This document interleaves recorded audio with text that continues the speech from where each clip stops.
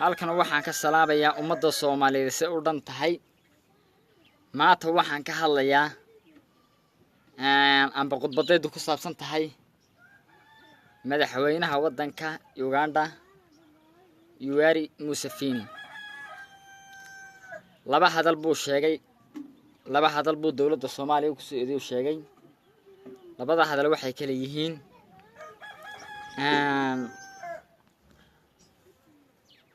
darhad buu dharbaaxay askartiisa kamid ah markuu askariga dharbaaxay mee darhad bay gabadh waddanka u dhalatay iyo askari waddanka jooga dharbaaxay markaasuu ku yiri halkani Soomaaliya maaha haddii aad Soomaaliya u baahan tahay ma ku bedelayna yiri taasina waa gafcad waxay dawladda Soomaaliyeed u adkaysanaysaa ma madaxda dawladda Soomaaliyeed wali kama soo jawaabin wali waa la sugayaa toorina waxay ahayd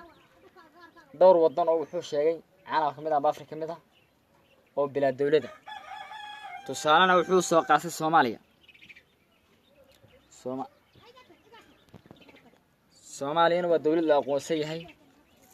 caalamka ixtiraafka haysata xoog lahayd loola yaqaanay libaaxa Afrika ahayd hadday maanta dadkayga burburiyay oo burbur ku dhacay inuu doqonka sabo ku soo meeraysto waa waxay Soomaaliyeed galisay weeyaan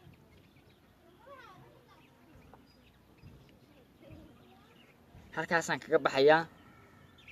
dhammaantiin aad baan idin salaamayaa laguma dharaado dawladda